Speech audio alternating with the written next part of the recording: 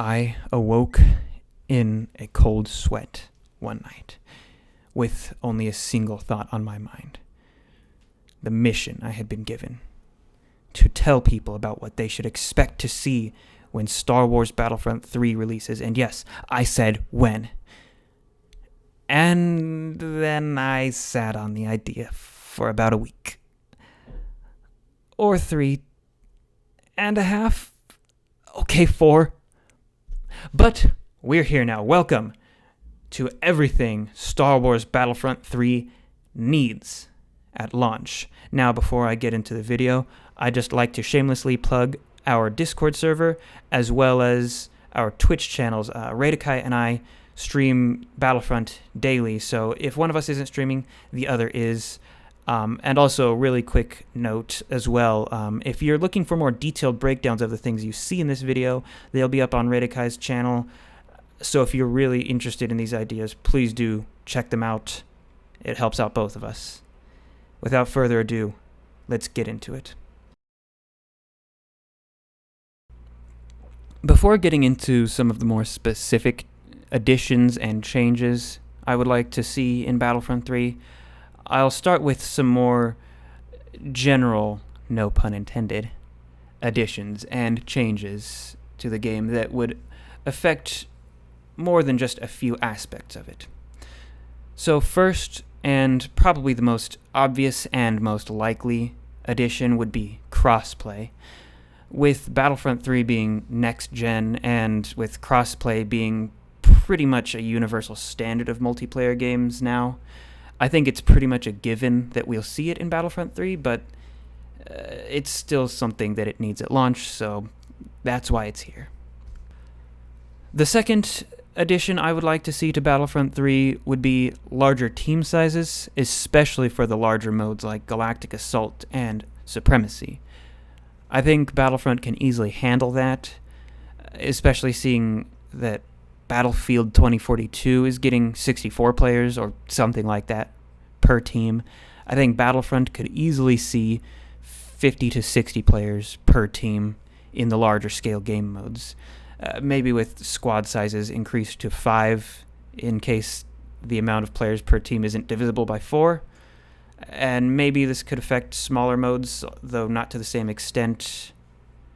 But definitely at least bigger team sizes by a wide margin in the bigger game modes. I think it would make the game a lot more immersive in terms of those bigger battles.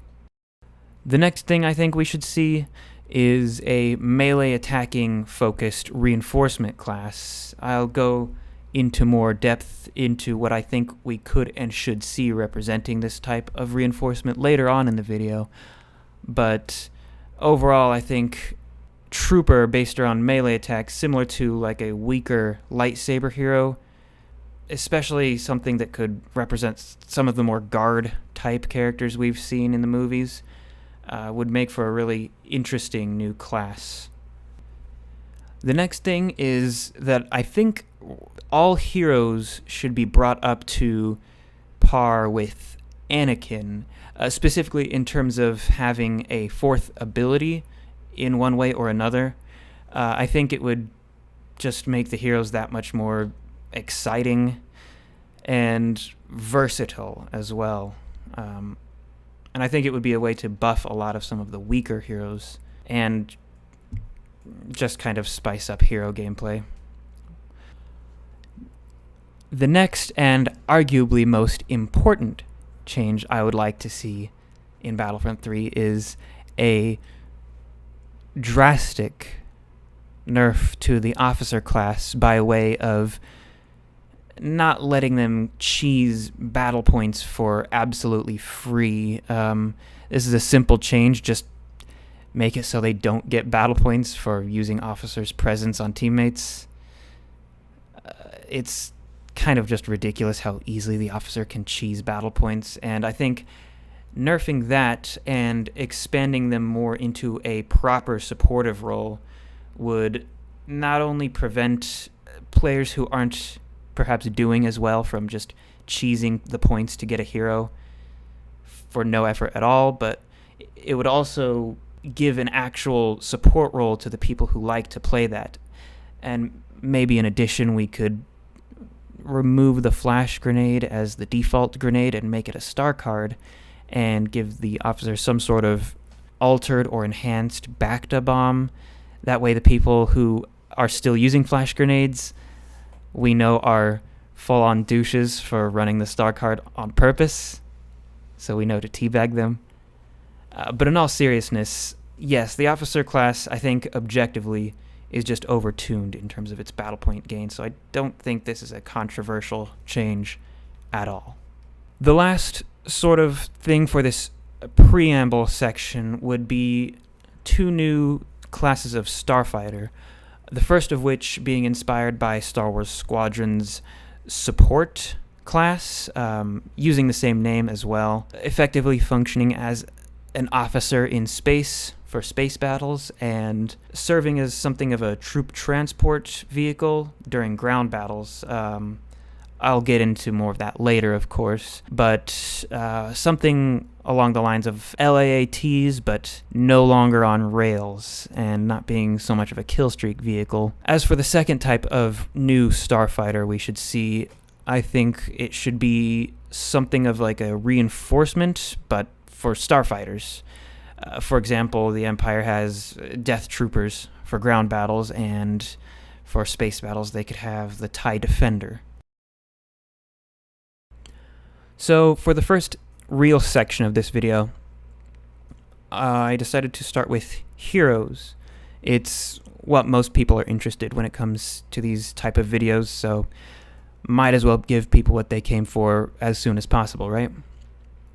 I'll be going in order from Clone Wars until sequels, but spoiler alert, I didn't include any sequels era characters here because they don't have any characters, especially ones that aren't already in Battlefront. So without further ado, let's get to the Clone Wars era character first. And I think the most obvious choice and the first choice to represent this era would be Mace Windu and Jango Fett. They're the last characters that are still really iconic in the movies that aren't in the game yet. I think they're absolutely the most necessary additions to Battlefront 3. Though to briefly address a bit of, I guess you could say, controversy surrounding Jango Fett specifically is, and I don't know if this is even a small minority of people anymore, it might just not even be an opinion that anyone holds anymore, but back when there was a glimmer of hope of Jango being added to Battlefront 2, there was what I assume was a small but vocal minority, although it could have been the majority of the HVV community, that didn't want to see Jango added because, oh, he's another jetpack hero. Isn't Boba annoying enough? And I get that HVV players would probably find Jango annoying, but but seriously, I don't think that HVV players' concerns about a slightly annoying hero should be prioritized over all the probably hundreds of thousands, or at least tens of thousands of people that would like to see Jango added to Battlefront. So I consider that really non-issue. I think most people should consider it a non-issue, but I just thought I'd mention it. Going on, we could see Ahsoka and Ventress. I know people like the Clone Wars show, and those are probably the most obvious choices to represent the Clone Wars show. And aside from that, Plo Koon and Cad Bane. They seem like kind of random choices, but Plo Koon is pretty much the only random assorted Jedi character that hasn't been playable in Battlefront before, with Ki Adimundi, Ayla Secura, and Kit Fisto all being playable in the original Battlefront 2005. I feel like Plo Koon deserves a shot. And Cad Bane just because he's cool. For the Galactic Civil War era, I think the most important thing would actually be to bring back the forgotten 5 characters from Dicefront 1. That being Director Krennic, Jyn Erso, Greedo, Nien Nunb, and Dengar. Now, if you'll notice, bringing Dengar back without any light side character opposite him would actually put the dark side at having one more hero than the light side. So I think what should be done is get rid of Iden Versio. She's not even a real Star Wars character. She's just a Battlefront OC. And I think anyone that plays Iden Versio doesn't play Iden Versio for herself. They don't play her because they like the character, because there's really nothing to like.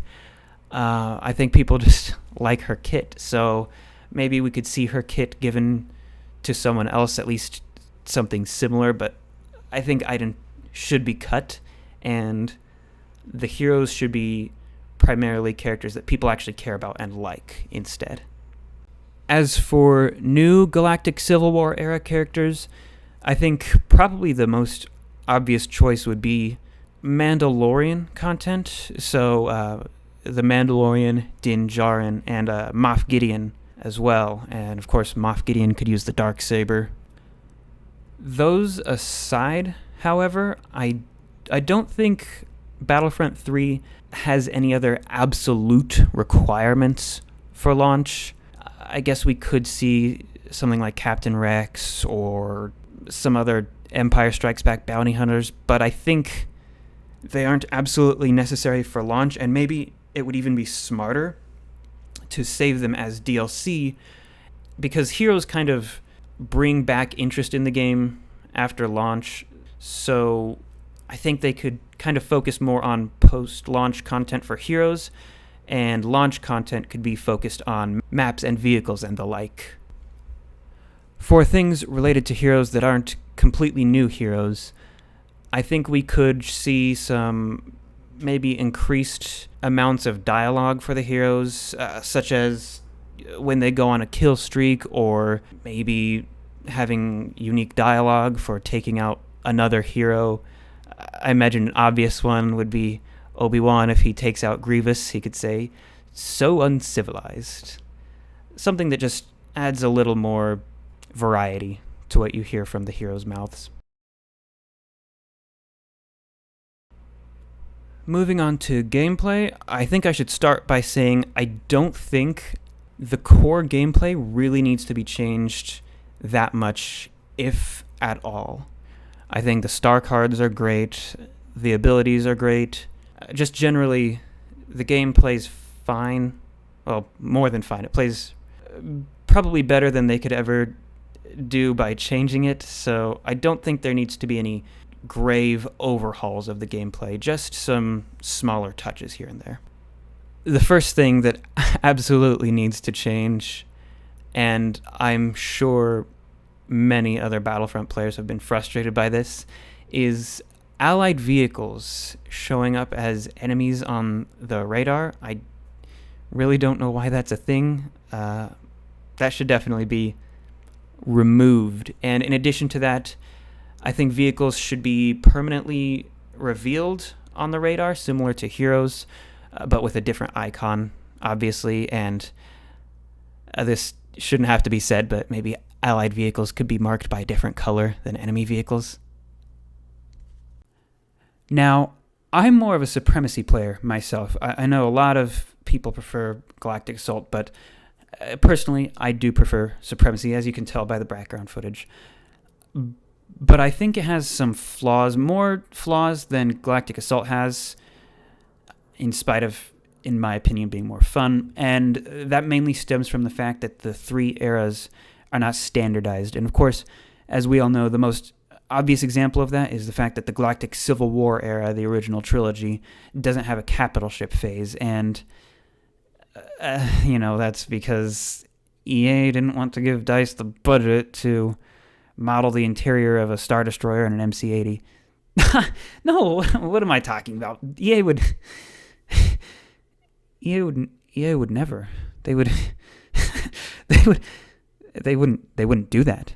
They wouldn't. EA isn't dumb. They wouldn't do that. Being serious, I think, of course, they should be standardized in that regard. We need to board Star Destroyers. That would be really fun. I really want to see the interior of a properly intact Star Destroyer in Battlefront. But beyond that, there's also a bit of a gameplay difference between the sequels era Supremacy and the Clone Wars era Supremacy, and I wouldn't blame you if you didn't know that, because it's nearly impossible to find a match of sequel era Supremacy, especially in 2021.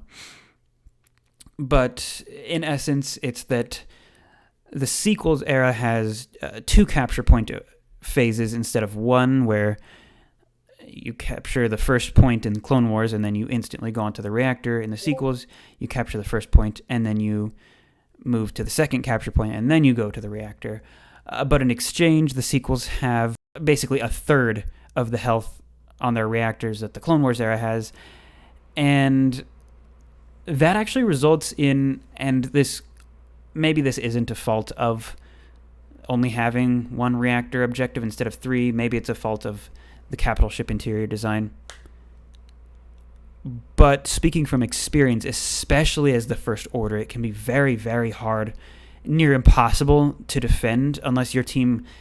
I mean, if you were on defense in the first place, obviously you're losing, so your team has to go full-on Ultra Instinct to possibly stave off an attack, especially, as I said, especially as the First Order, where there's just really nowhere to stand that's properly defensible.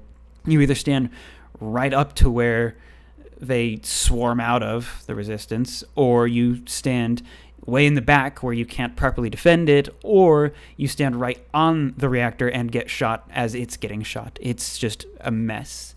The resistance capital ship is a little better in this design, but it's just far too easy to flank for the First Order.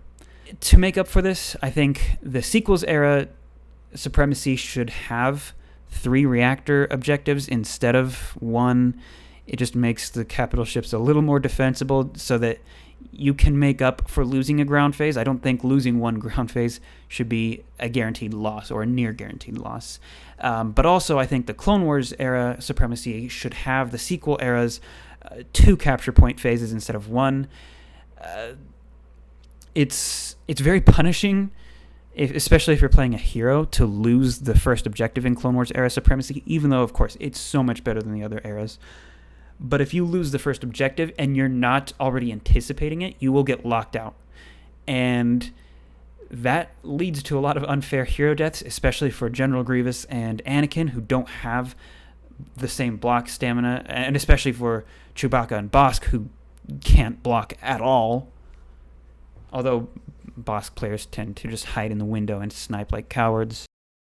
But I think giving them the second capture point where the CIS can fall back to the Dreadnought's walkways and the Republic can fall back right to the entrances to the ramps that lead to the reactor without the doors locking at all would just give the defenders a little more time to reposition themselves without pretty much just getting a guaranteed hero death.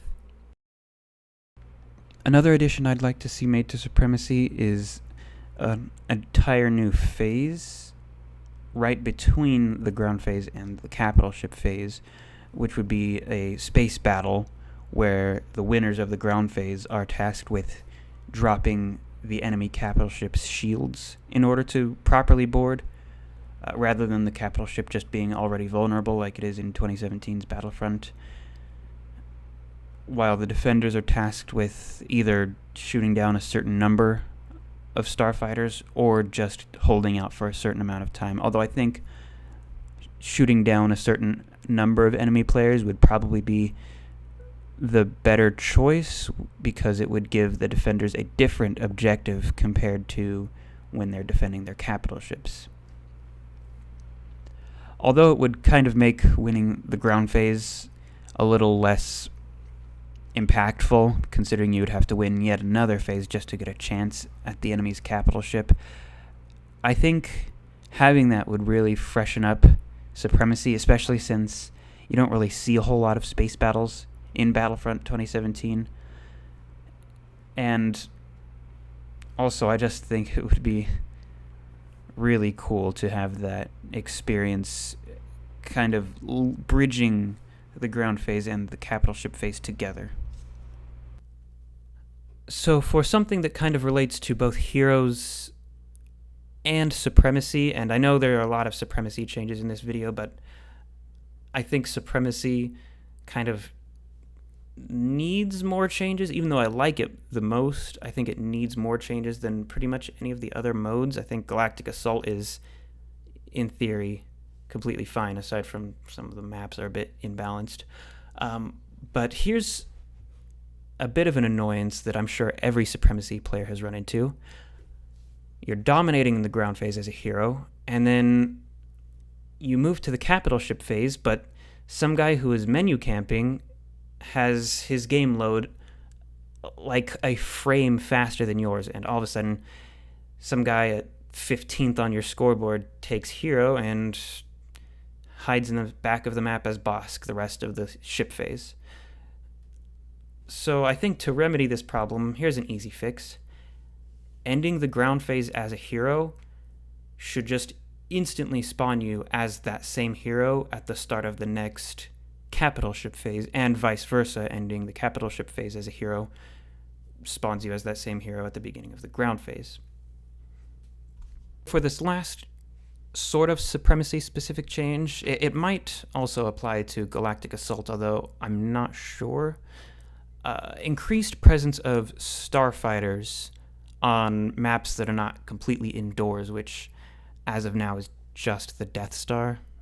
In original trilogy supremacy, most of the maps do have starfighters available in them, but I would like to see more of their presence in every supremacy map, again with the exclusion of the Death Star, because that would just be impossible.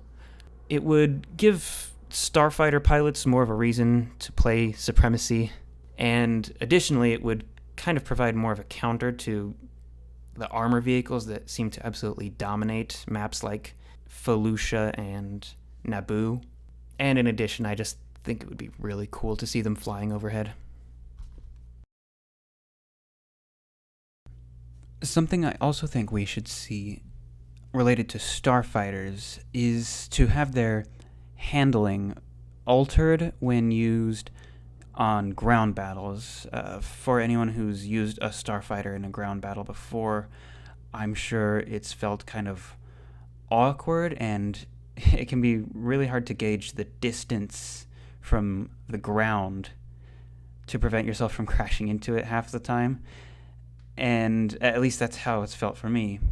And so if they functioned something more like Halo's flying vehicles when used in ground battles, I think they would be a little more fun to use and a little easier to not crash with, which is always important.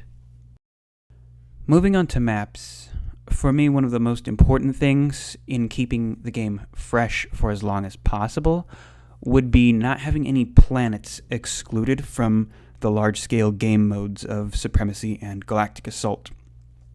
In Battlefront 2017, Supremacy completely lacks Bespin and Endor, for example. There are more, but those are just a couple examples. And Galactic Assault completely lacks Felucia and also Bespin.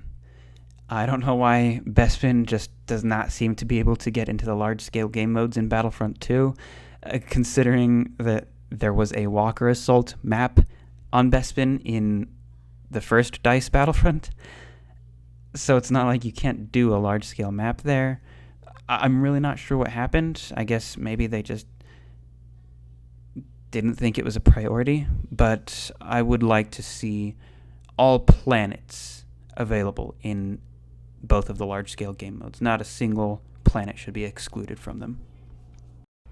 As for new maps in Battlefront 3, I've picked a few maps that I think are probably the most necessary and most likely to be seen. And I'll be going from the Clone Wars era to the Galactic Civil War era, and finally the sequel era. So starting with the Clone Wars era, probably the most important planet from the prequels movies is Coruscant. And I imagine it could be kind of a vertically focused map, similar in a lot of ways to some Battlefield maps with the cityscapes and all the high rises that you can go to the top floor and shoot down from, and pretty much like that, but with Star Wars flavor to it. But another important location on Coruscant is the Jedi Temple, and it was a map in 2005's Battlefront as well. So I think it could easily be seen again, and it was also a pretty important location, just like the rest of Coruscant was. One of the most talked about arcs in the Clone Wars show is Umbara, and, well, arcs aside, just the planet itself is really interesting. It's sort of like a dark Felucia with a fog cover, and I think that sort of darkness combined with the fog would present a unique obstacle that hasn't really been explored in Battlefront before, which is a low visibility map, which you get a little bit of that in some specific areas of some specific maps, but having a dark, foggy map would be really cool to look at and play in. Finally, for the prequels, there's Utapau, which has, of course, that huge sinkhole in the middle, which would provide sort of an obstacle when it comes to traversing the map easily, and you would maybe have to take transports to quickly get yourself from one end of the map to the other. For the original trilogy, I think the movies are actually represented fairly well. I think actually the only missing location in all of the original trilogy from Battlefront is Dagobah, and, well, of course 2005's Battlefront had a Dagobah map, but I don't think it's that necessary. Instead, I'd like to see the first DICE Battlefront's Sullust make some sort of return, if not the same layout, sort of a spiritual successor, being on the same planet. For Mandalorian content being pretty much a given, I think a map to represent the show would also come naturally with that, and I think the best choice for that would be Navarro, specifically at that Imperial compound. And finally, for the original trilogy era, this is more of a personal pick, but I can't really think of any more objectively best picks for new maps. So what I chose is Lothal from Rebels. Not that I'm a big fan of how it looks. It's not particularly interesting visually, but it's a pretty cramped urban environment, which I like to fight in as a lightsaber hero main. For the sequels, I actually was able to come up with a decent list of maps, surprisingly. Some of them might seem a bit iffy, but there just isn't a whole lot of stuff to pull from for the sequels. First one is Snoke's flagship, the Supremacy. It's sort of like a middle ground between a Star Destroyer and the Death Star in terms of both size and function. Another map would be Kijimi. If you don't remember that, I don't blame you. It's that snow-covered planet. Basically like a snow Lothal, probably in terms of gameplay, I would imagine. And lastly, Canto Bite. It was a terrible scene from a terrible movie, but it would be kind of fun to make a mess of the place with a huge war now, wouldn't it? But some of you might have noticed, I've left out a pretty important location from not only the prequels, but also all three eras. Mustafar. And I think that's actually the most important map to include at launch in Battlefront 3. Not only is it the site of probably the best lightsaber duel of all time, but it has so much location variety, which is kind of weird that a lava planet would have so much variety. But you could have a map set on the Foundry where Obi-Wan and Anakin fought. You could have a map set in Vader's castle. And you could have a map set in that ashen forest Kylo Ren was leading his troops through. There's a lot to work with for Mustafar, so that is the absolute number one map to include in Battlefront 3. Returning to the topic of keeping things fresh in Battlefront 3, one thing they could do to do that in Supremacy and Heroes vs. Villains would be adding more capital ships. Right now, each faction that has a capital ship in Supremacy has one. The Republic has the Venator-class Star Destroyer, the CIS has the Providence-class Dreadnought, the Resistance has the MC-85, and the First Order has the Resurgent-class Star Destroyer. And if the original trilogy factions were to get capital ships in Supremacy, I assume it would be the MC-80 and the Imperial-class Star Destroyer. But to maybe provide different experiences in Supremacy, regardless of what planet you're on, they could include more than one capital ship per faction, which would maybe randomly be decided before the game starts. So you're playing Republic and the game randomly decides, for example, between the Venator-class Star Destroyer or the Acclamator-class assault ship. And of course, each faction probably has a lot more to choose from as well, or at least all of the factions besides the sequel factions do. And maybe even the sequel factions have enough to pull from for them each to have like 4.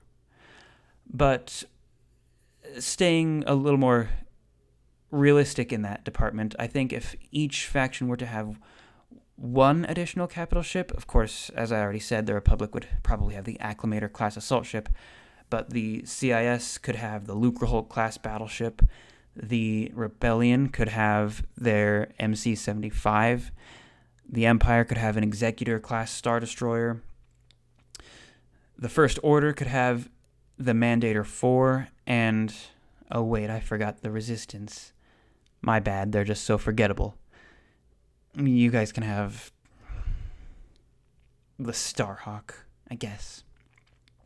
Of course, there's a bit of a size discrepancy with these, most notably with the Executor being a lot bigger than any of its contemporaries, but I'm sure there are pretty simple gameplay workarounds to make them all balanced to play within. Moving on to vehicles, I think that the factions in Battlefront are represented well, more or less. Although the Separatists have a lot of key missing vehicles, but I've decided to try to include one vehicle for each faction, except the Resistance and the Rebellion. They just don't have a whole lot to work with. So for the Republic, I think the best choice is the AT-AP, which, compared to its fellow Republic tank vehicle, the TX-130, the AT-AP could be slower and just generally less maneuverable, but with greater firepower and maybe greater armor as well. For the Separatists, for a new speeder-type vehicle, I think we should see the Hailfire tank, which is a bit bulkier than other speeders, but far less bulky than armor vehicles, but also with much better firepower, especially by way of its missiles, than speeders, but still not able to consistently output the same amount of damage as an armor vehicle would be. It would be maybe sort of like a high-risk, high-reward type vehicle where it's really difficult to control, but once you've mastered it, you can dish out tons of damage, especially to objectives. For another armor vehicle for the Separatists, I think the OG-9 homing Spider Droid is the best bet. It's one of the more nostalgic vehicles from Battlefront 2005.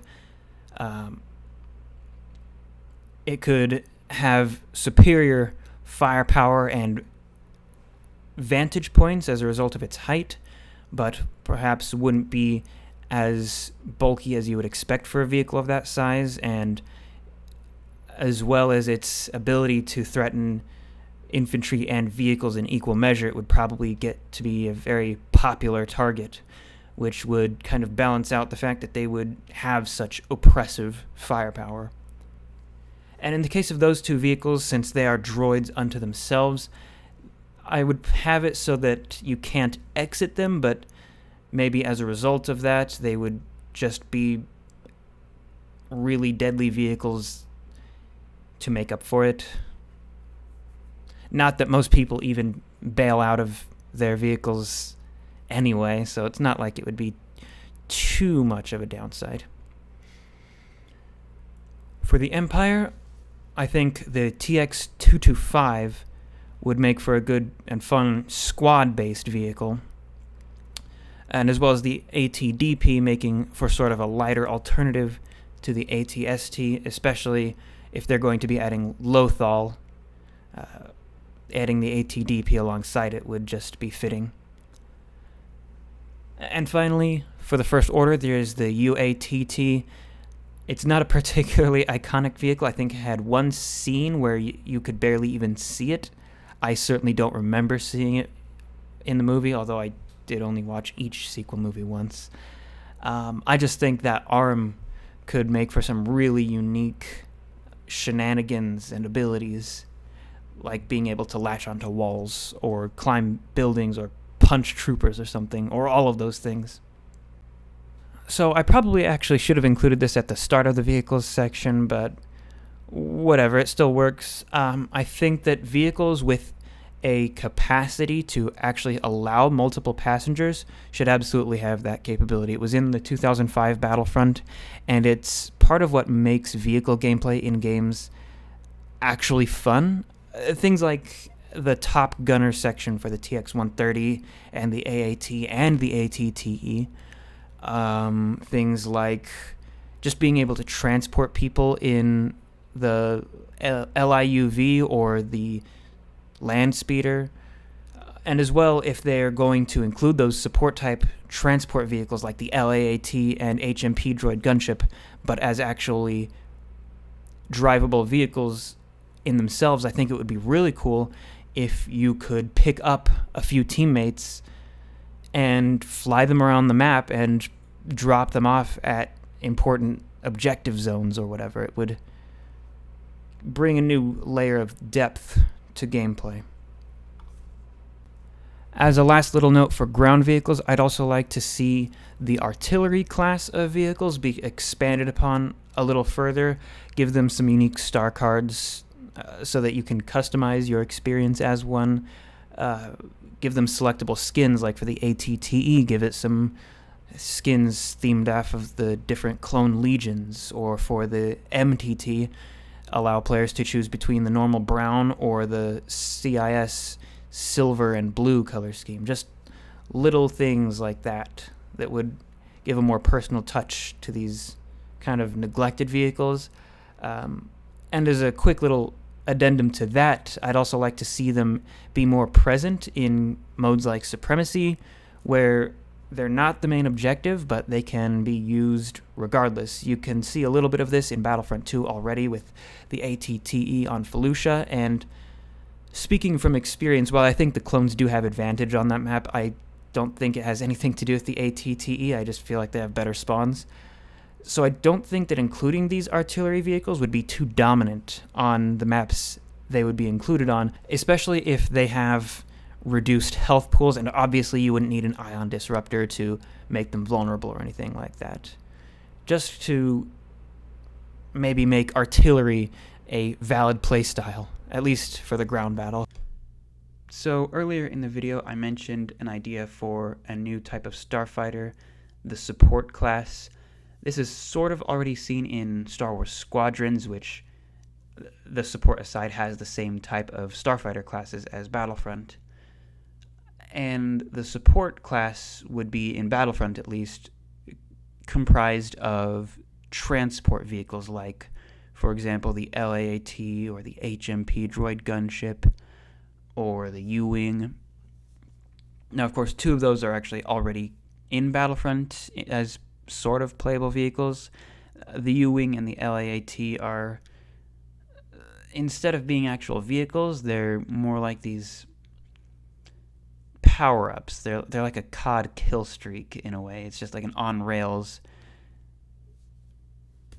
damage machine, and then you're done after a little while.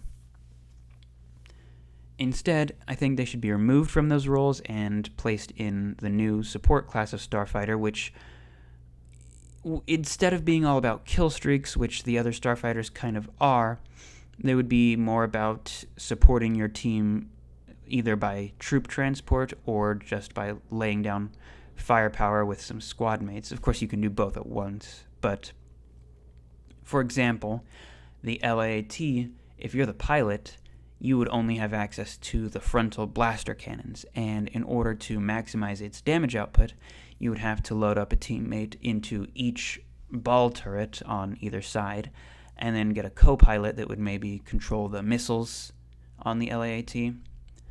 And then you could also load up some, maybe like a 5 or 6 teammates into the actual, I guess you would say, carriage of the LAAT, and fly them around to an important objective site and drop them off. It's kind of a playstyle that isn't represented in Battlefront yet, which is why I think it's absolutely something that we should have represented in Battlefront.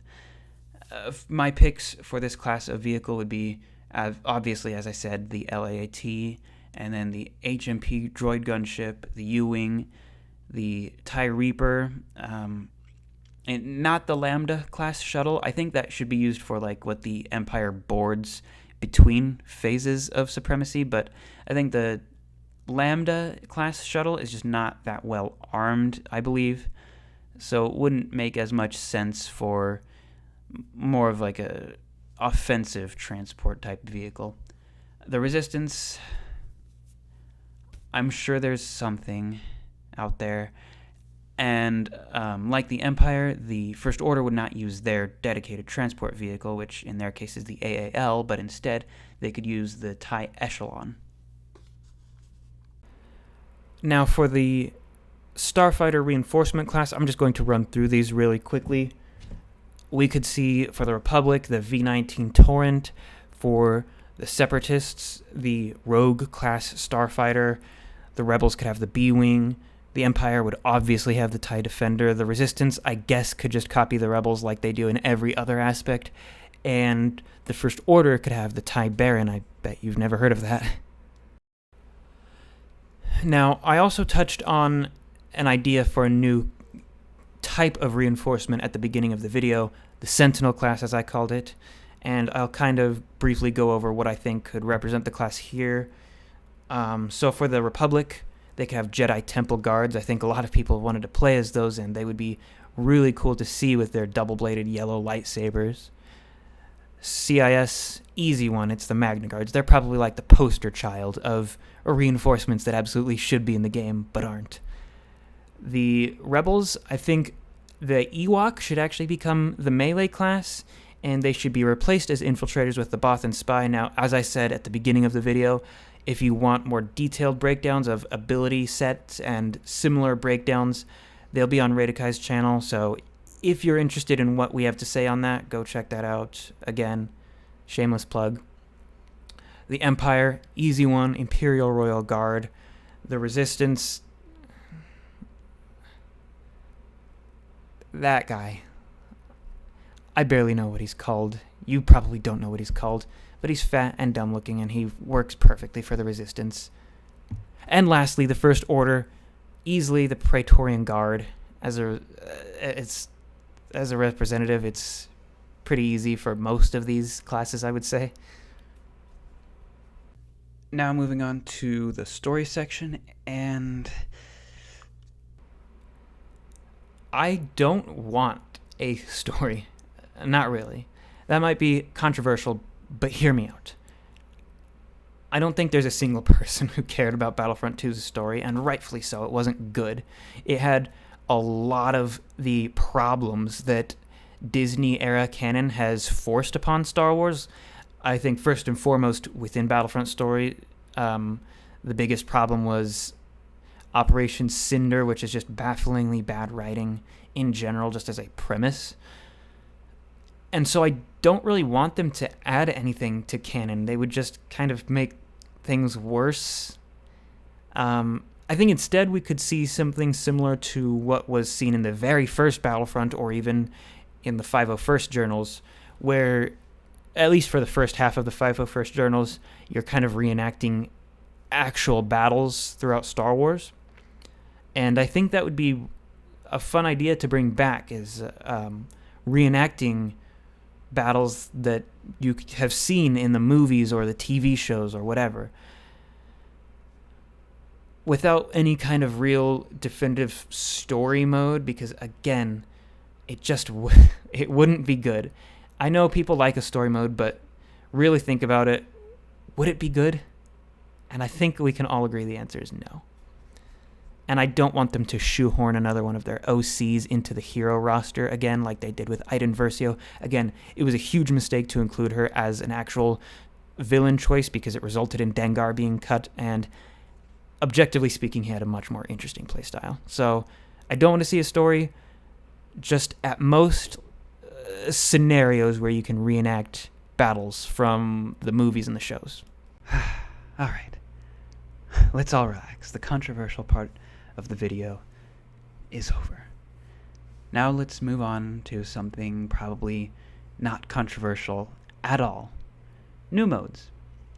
I think most Battlefront 2 players would agree the game has a good selection of modes, but there are a few things missing. The first one is private matches. It's crazy that there are no private matches.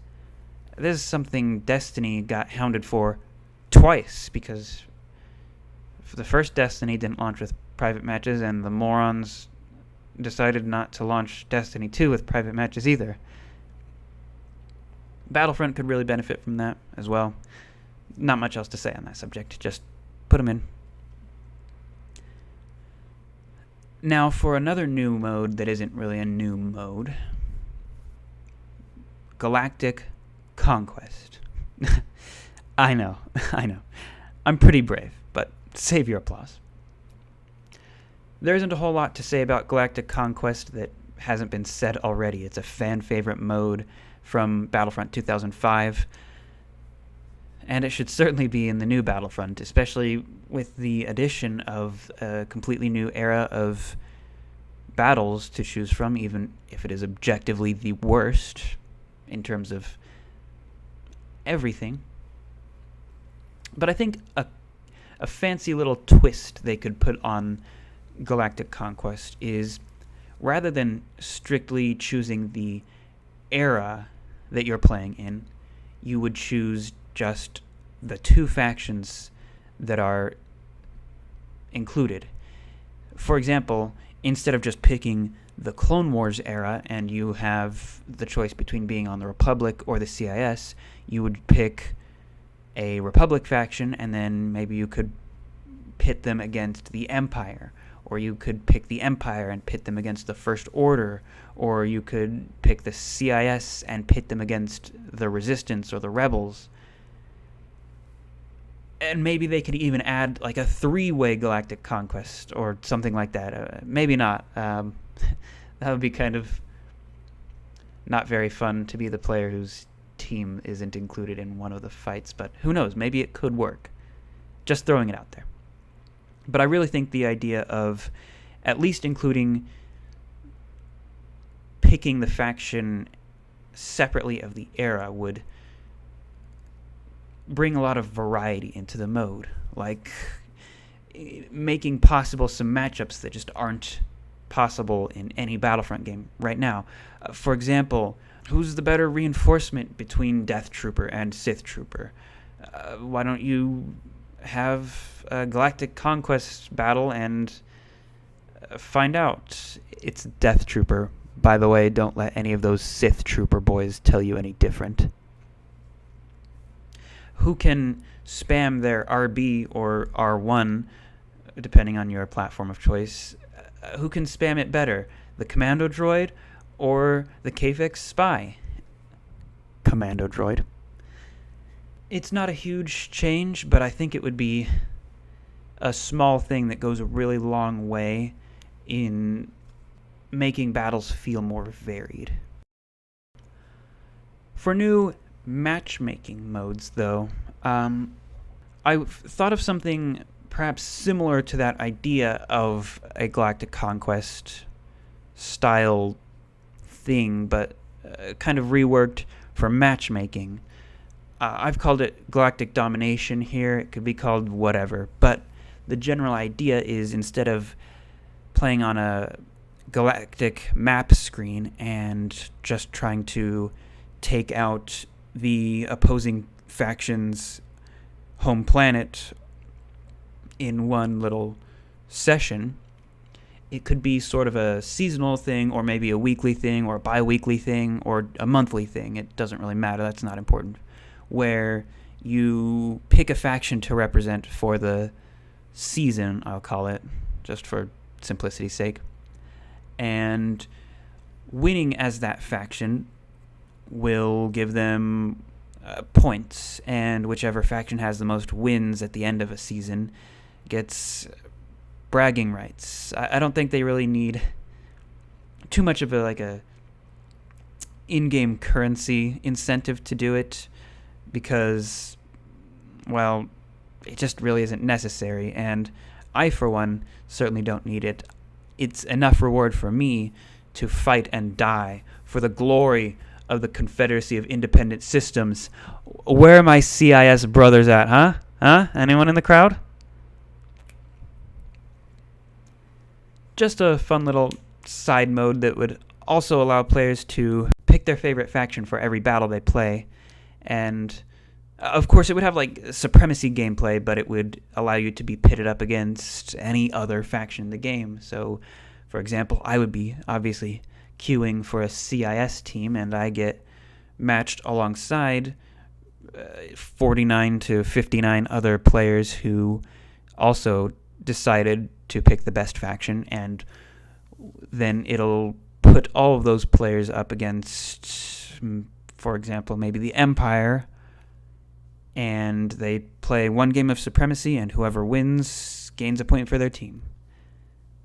Not the most ambitious mode, but it would probably be my go-to. As sort of another mode that isn't quite a multiplayer mode of any sort, I would also like to see, and I know I'm bringing up Halo again, but I would like to see something similar to Halo's theater mode, where you can review replays of past matches. Especially being able to see it from other people's point of view would be really fun. As a Grievous player, I like to see the absolute panic I can ensue among the enemy players, and being able to do that whenever I want would be pretty fun. They could call it the HoloNet or something if they want to keep it Star Wars themed, or they could just call it theater or replays, whatever. So that's just about it for everything I think Battlefront 3 absolutely needs at launch. Now, I have a few other ideas in mind, and if this video gets popular enough, I'll probably make a follow-up video including some of the other things I think should be included in Battlefront 3, but let me know what you think in the comments if you are indeed watching this, or maybe this is only going to get a couple hundred views, if that, who knows. Leave a like if you liked it. If you didn't like it, leave a like anyway. Come on. I don't actually want your opinions. I just want to look good on the metrics. But for real, I hope this video has inspired people to be hopeful about this potential future for Battlefront. And remember, Battlefront 3 is not a possibility, but a certainty. I guarantee it. We will see it. So stay hopeful.